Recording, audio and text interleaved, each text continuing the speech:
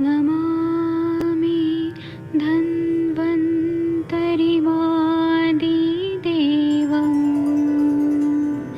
सुरासुरैर्वन्दितपादपद्मम् लोके जरामृत्युनाशम्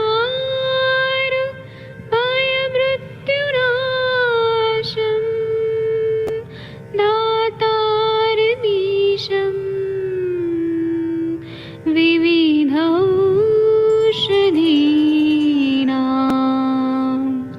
शङ्खं चक्रं जलौकां दधतं मृतघटं चारुतोर्भिश्चतुर्भिः सूक्ष्मस्वच्छादिरुद्यं शुकपरिविलसन् मौलिमं भोजनेत्रम् कालाम्बोदोज्ज्वलाङ्गं कटितटविलसत् चारुपीता वन्दे धन्वन्तरिन्तं निखिलगदमिव प्रौढदावाग्निनीलम्।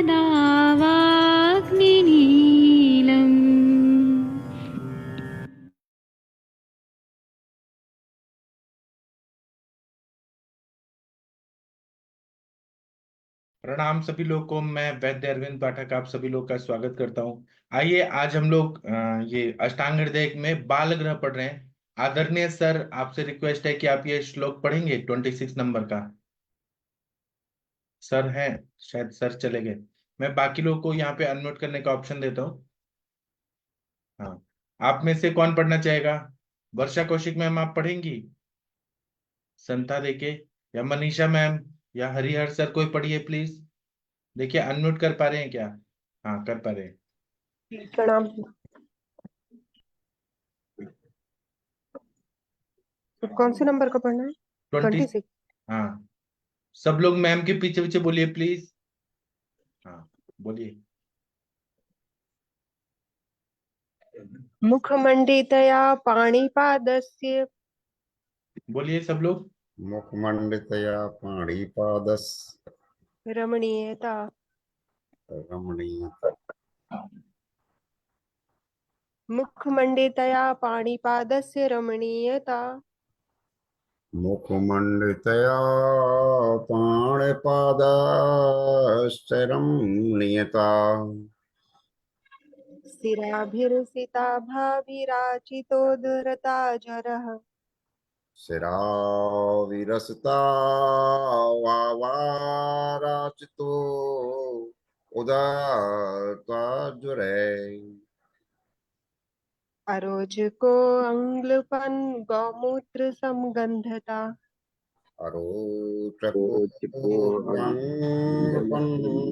मूत्र समगंधता। हाँ, अब ये मुखमंडिती का ग्रह है, स्त्री ग्रह है। इसमें क्या होता है ये पढ़िए हिंदी वाला वर्षा मैम। हाथ पैर और मुख में सुंदरता, उदर का कृष्ण वर्ण वाली सिराओं से भर जाना, ज्वर, अरोचक, अंगों में ग्लानि और गौमूत्र के समान गंध होती है। हाँ, तो ये स्त्री ग्रह है और ये चेहरे पे ही सुंदरता लाने वाली ग्रह है। तो इसमें हाथ पैर और मुख में सुंदरता आ जाती है, मतलब वो ऐसी दिव्य शक्ति है तो उससे सुंदरता आती है। और उदर और कृष्ण वर्ण वाली सिराओं से भर जाता है। ज्वर, अरोचक, अंगों में ग्लानि और गोमूत्र के समान गंध होती है, ऐसे बताए। इसकी टीका पढ़ते हैं, इसकी टीका पढ़िए।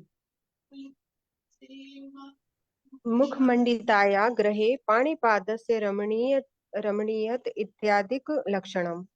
हाँ, मुखमंडिताया ग्रह में हाथ, पानी और पाद, हाथ पैर और आस से मतलब चेहरा, फेस, यह रमणीय होता है, सुंदर, ब्यूटीफुल हो जाता है, आदि इत्यादि लक्षण आ जाते हैं। इसके बाद वाला 27-28 नंबर का श्लोक है, कौन पढ़ना चाहेगा? संध्या दे के पढ़िए, पीछे सब लोग बोलेंगे। पढ़िए, कौन पढ़ना चाहेगा? महेंद्र सर, हाँ सर, मनीषा मैडम। पढ़ूं सर? हाँ पढ़िए, आपके पीछे सब लोग बोलेंगे। रेवत्यां श्यावनीलत्वं कर्णनासाक्षिमर्दनम्। बोलिए। रेवत्यां रेवत्यां श्यामनीलवदनं कर्णनासाक्षिमर्दनम्। कर्णनासाक्षिमर्दनम् काशीहिग्माक्षी विक्षेपे वक्रवक्रात्वरक्तता।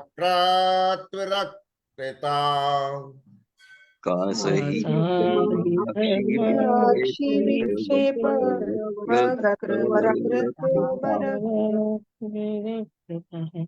वास्तिगन्धो ज्वरे सुषे पुरी संहर्तं द्रवम्।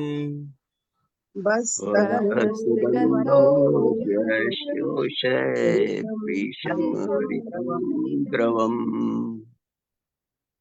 रेवती ग्रह में बच्चा काला नीलवर्ण का होता है। उसके कान, नाक, आंख में मर्दन, कास, हिक्का, आंखों को चलाना, मुख का टेढ़ापन और मुख का लाल होना, बकरे की गंध, ज्वर, सोस, मल हरा और पतला होता है। जी, तो रेवती ग्रह है, ये भी स्त्री ग्रह है।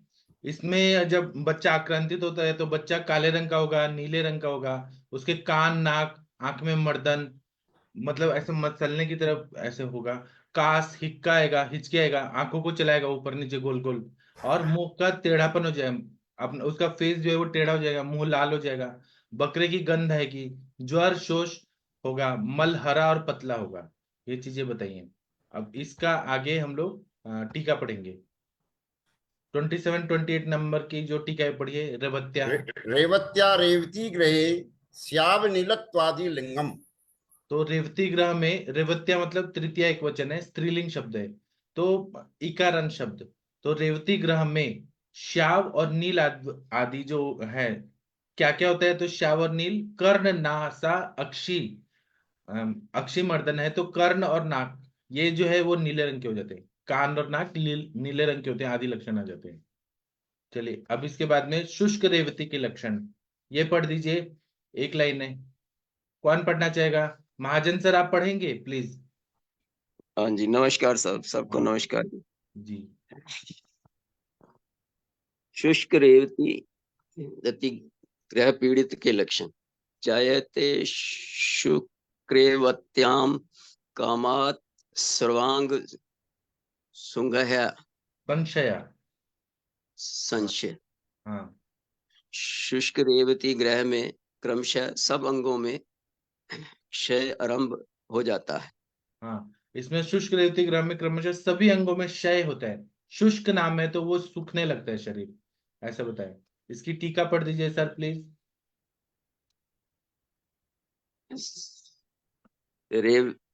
रेवस्या रेवती ग्रह श्यामनील उसके त्वादि नीचे वाला। लिंगम।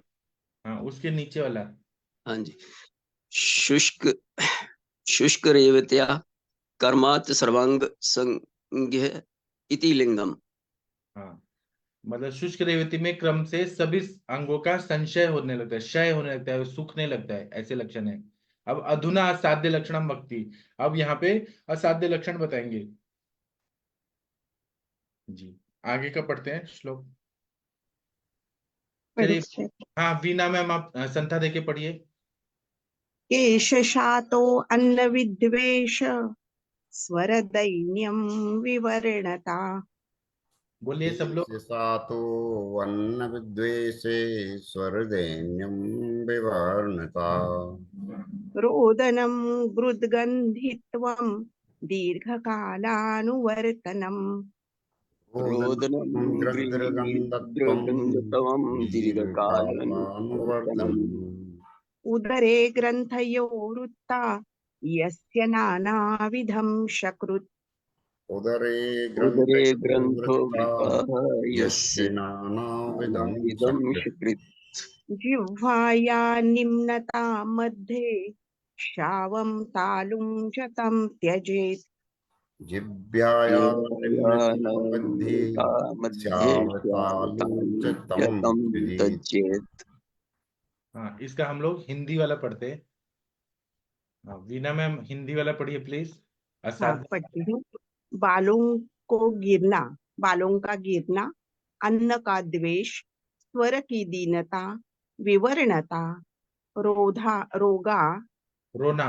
रोना, रोना, गीध की गंध का देर तक बने रहना, उदर में गोल गांठे होना, नाना प्रकार का मल होना, जीभ का बीच में झुक जाना और तालू का काला पड़ना असाध्य लक्षण है। इस बच्चे की चिकित्सा न करे। हाँ, असाध्य लक्षण बता रहे हैं, बाल ग्रह से पीड़ित है और पूरे बॉडी में सारे सिम्टम्स बिगड़ गए, तो उसमें बाल गिरने लगते हैं, हेयर फॉल होता है, अन्न में विद्वेष होता है, खाने की इच्छा नहीं होती है, स्वर की चिंता, बहुत धीरे धीरे बोलता है, विवर्ण, शरीर अलग तरह का रंग बदल देता है, बच्चा बहुत रोता है, और उसके बॉडी से जो ईगल होता है, गिद्ध, उसके जैसा गंध देर तक आता है, और उधर में गोल गांठे होना, गांठे मतलब लिम्फोडेनोपैथी हो गया, गांठे गांठे हो गया इन्फेक्शन से, नाना प्रकार का मल होना, मल का कलर भी बहुत बिगड़ जाता है, जीभ बीच से झुक जाता है, मतलब सब अरिष्ट सूचक लक्षण है। तालू जो है काला पड़ जाता है, जो मुंह के अंदर सॉफ्ट पैलेट हार्ड पैलेट है वो ब्लैक हो जाता है, तो असाध्य लक्षण है। इसकी कितनी भी चिकित्सा करें सफल नहीं होगा, कंसर्न देके ट्रीटमेंट करें लेकिन ये ठीक नहीं होगा, ऐसा हो जाता है। इसकी टीका पढ़ना है, 29 हाँ, 30 का टीका पढ़िए। गुंजानो अन्नम इत्यादि लक्षणम, नहीं नहीं, इसके ऊपर, बात इसके ऊपर। ऊपर का, केशशात इत्यादि इत्यादि क्षाव तालु चैत्यंतम यस्य बालस्य स्यात् तन चिकित्से।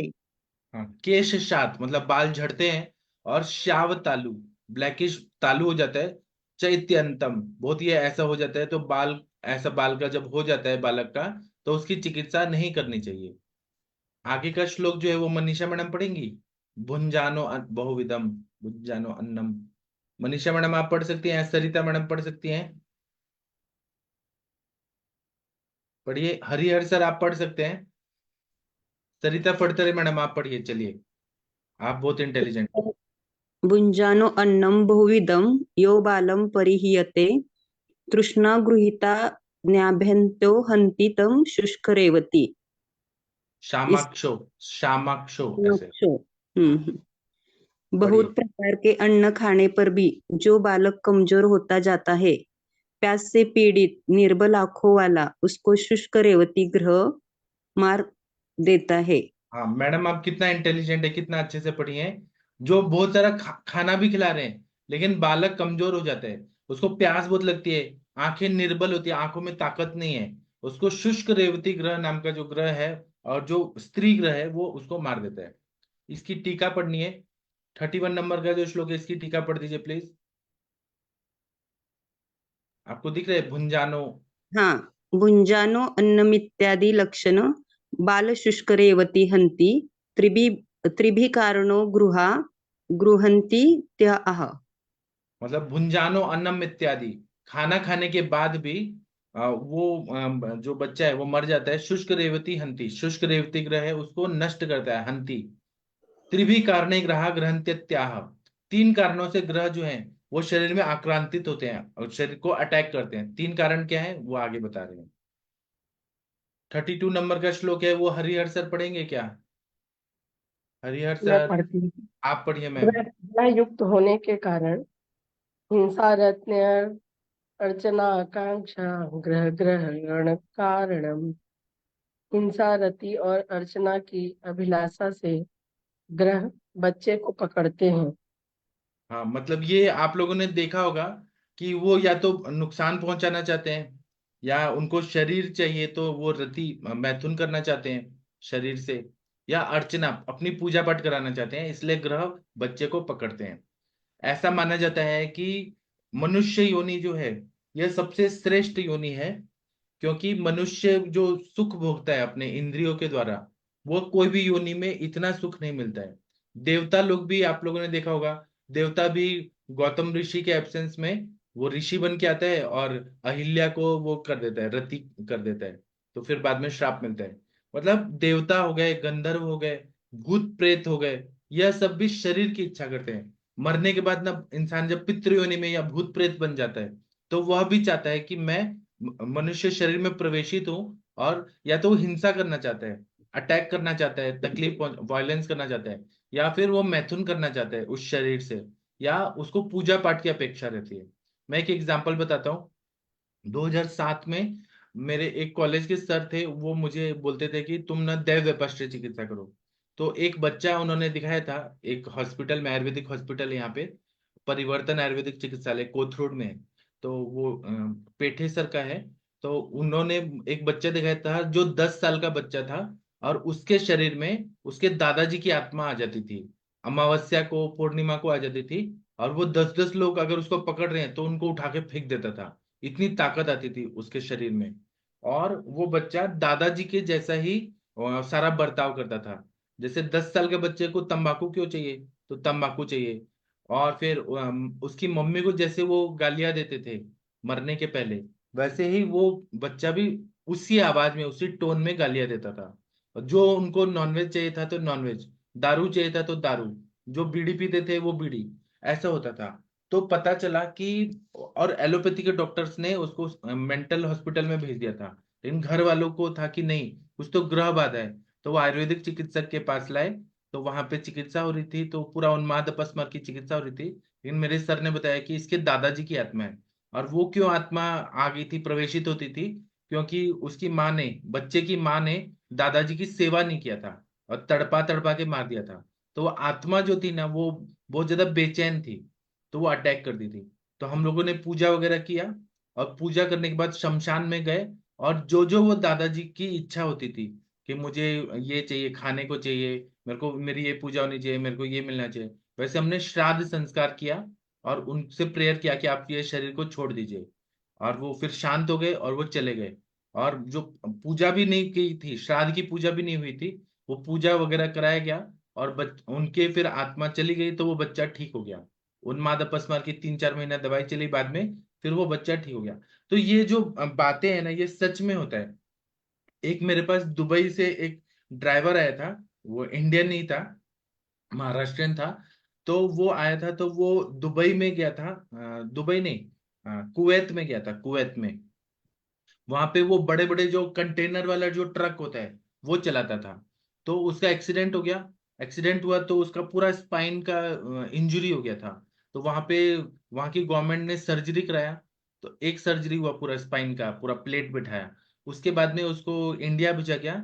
यहाँ पे वाईसीएम करके हॉस्पिटल है, Yashwantrao Chavan medical college, allopathy का है। वहां पे दूसरा सर्जरी हुआ। वो सर्जरी के बाद वो बेड रिडन हो गया। तो बेड रिडन होने के बाद उसका पूरा जो पीठ था, वो पूरा बेड सोर से खराब हो गया था। तो उसको कोई डॉक्टर लेता ही नहीं था, क्योंकि पूरा पीठ ही खराब हो गया था।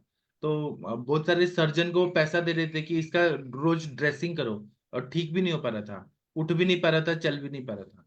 तो वहां आर्मी हॉस्पिटल वालों ने तो उसको निकाल दिया, कोई भी नहीं करा। लेकिन एक सर्जन बोले कि मैं इसको काट काट के डेड सेल निकाल के और मैं ड्रेसिंग करूंगा, फिर वो मेरे पास है। तो मेरे पास जब आए तो मेरे इधर तो धन्वंतरी भगवान का मंत्र चलते रहता था 24 घंटे, और हवन होता था। और तो वो मेरे पास है ना, तो एक दिन उन्होंने ट्रीटमेंट किया, मैंने कहा मैं बस्ती दूंगा आपको, जब मैं करूंगा ट्रीटमेंट तो प्रिकॉशन लेके और हमें करना है। तो मैं जब उनको अश्वगंधा अवले, स्वर्णमालिनी वसन, सिद्ध मकर ध्वज, ऐसे दवाइयां सब देने लगा, और बस्ती देने लगा, मात्र बस्ती, धानवंतर तेल का, तो उसके नए स्किन आने लगे, ग्रेनुलेशन सेल्स आने लगे, और वो ऑलमोस्ट ऐसे पूरा भर गया, उसका पूरा पीठ में जो मसल्स बेड सोर से खराब हो गए थे, उसका स्पाइनल कॉर्ड तक दिखता था, इतना उसका गड्ढा हो गया था पूरा। तो वो ठीक होने लगा। लेकिन जब वो पहले दिन आए ना, तो वो जब घर गए, तो उनकी वाइफ ने बताया मुझे नेक्स्ट डे कि डॉक्टर, इन्होंने एक वहाँ जो ये होते हैं शेख होते हैं मुस्लिम, उसका इन्होंने मर्डर किया था वहां पे कुवैत में। तो उसकी आत्मा इनके, हाँ, वो बोली कि उनकी आत्मा जो है ना, शेख की आत्मा इनके शरीर में प्रवेशित हो जाती है अमावस्या को, पूर्णिमा को, और कुछ कुछ दिन ऐसे बताया कि उस दिन ये प्रवेशित हो जाती है। तो ये अटैक करती है। और उसी ने इनको मारने के लिए एक्सीडेंट करवाया, बहुत सीवियर एक्सीडेंट, तब ये बच गए, किस्मत से बच गए। फिर जहां जहां पर भी हम डॉक्टर के पास जाते हैं वो अटैक करती है। तो जब आपके पास आए हम लोग, तो ये भगवान का ये सब है। तो उसने, आत्मा ने बोला कि इस इनको नहीं ले जाना, और वो इसके शरीर में प्रवेशित होकर ऐसे करते हैं। तो मैंने तो ट्रीटमेंट दिया 3 महीना, वो पेशेंट अच्छे हो गए थे, लेकिन बाद में ना उनका डेथ हो गया, वो आना बंद हो गया अचानक। क्या कारण हुआ मुझे नहीं पता। मुझे उनकी वाइफ का फोन आया कि एक दिन उनको खून की उल्टी पे उल्टी हुई, उल्टी पे उल्टी हुई, और वो आत्मा ने पूरा गला दबा के मार दिया उनको। तो ये जो बातें है ना, हमको लगता है कि बुक्स में ऐसे ही लिखा है, लेकिन ऐसा नहीं है। जो लिखा है वो सच है। तो ये हिंसा की वजह से आते हैं। अब वो किसी ने मतलब मर्डर किया था, तो वो आत्मा बदला लेगी। तो इसलिए हिंसा के रति से, हिंसा की एक वजह से, रति से मैथुन। एक मूवी आई थी इसकी, टब्बू जो है ना बॉलीवुड स्टार, उसकी मूवी आई थी हवा। तो उसमें वो शरीर में प्रवेशित होता है आत्मा, और वो मैथुन करने का इच्छा करता है। एक मूवी आई थी 95 में, वो आप लोग नेट पे भी देख सकते हैं। तो रति की इच्छा से या पूजा पाठ की इच्छा से आती है आत्माएं। गया में एक जगह है, वहां पे भूत प्रेत का एक गांव है। वो ओझा लोग ना ये भूत प्रेत निकालते हैं, वहां पर पूजा पाठ कराने के लिए आत्माएं आती हैं। ये बात सच है। चलिए इसकी टीका पढ़ते हैं। मनीषा मैडम आप इसकी टीका पढ़िए। हाँ जी। हाँ 32 का टीका पढ़िए। हिंसा च रति अर्चना च तामास तसामाकांक्षा आकांक्षा। अभिलाष सा ग्रहणे कारण हेतु।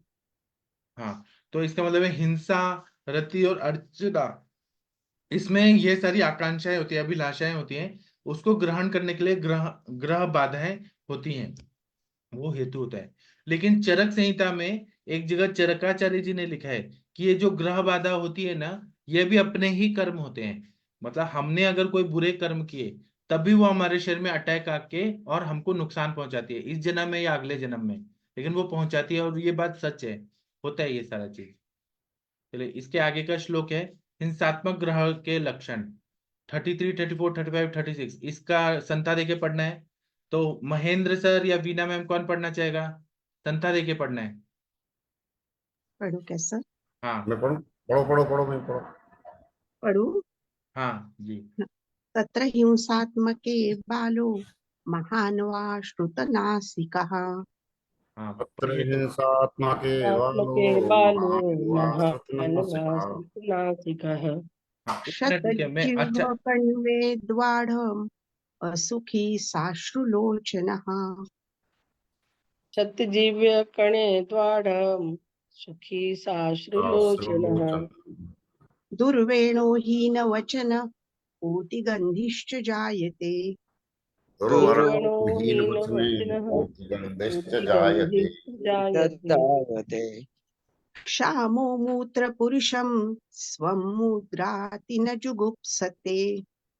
क्षामो मूत्रपुरुषः स्वः मुद्राति न मृद्रातीन जुगुप्सते। जुगुप्सते हस्तौ सौरंथो हन्त्यात्मानं तथा परम्। हस्तोच्चोत्थम्य संरभ्यो हन्त्यात्मानं तथा परम्। परम तद्वच्च शस्त्रकाष्ठाद्यै अग्निं वा दीप्तमाविशेत्। तद्वच्च शस्त्रकाष्ठाद्यै अग्निं वा दीप्तमाविशेत्। अप्सु मज्जेत् पतेत् कूपे कुर्याद् अन्यश्च तद्विधम्। अप्सु अप्सु मज्जे मध्ये पतेत् पते कूपे कूपे कुर्यादन्यश्च तद्विधम्। तद्विधम्। त्रुड्दाहमोहान् पूयस्य छर्दनं च प्रवर्तयेत्। तृणदाय मोहान् छर्दनं च प्रवर्तयेत्। रक्तं च सर्वमार्गेभ्यो रिष्टोत्पत्ति च तं त्यजेत्। रक्तं च सर्वमार्गेभ्यो दृष्टोत्पत्तिं च त्यजेत्। इसकी हिंदी वाले पढ़ते हैं। हाँ।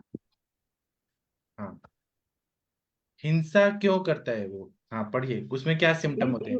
इसमें हिंसात्मक रुचि में बालक या बड़े पुरुष की नासिका बहती है, जिह्वा पर व्रण होते हैं, जोर से शब्द करता है, दुखी आंखों से में आंसू वाला, नष्ट नष्ट छाय, स्वल्पवाक और सड़ी बुरी गंध का हो जाता है। पुरुष अपने मल मूत्र को मलते हुए घृणा अनुभव नहीं करता, हाथों को ऊंचा उठाकर क्रोध से अपने को या दूसरों को मारता है। इसी प्रकार शस्त्र, काष्ठ आदि से मारता है, अथवा जलती अग्नि में प्रवेश करता है, पानी में डूबता है, कुएं में गिरता है, अथवा अन्य इसी प्रकार के काम करता है। प्यास, दाह, मूर्छा रहती है। कुय या वमन सब मार्गों से रक्तस्राव होता है। इस अरिष्ट लक्षण के उत्पन्न होने पर चिकित्सा न करे।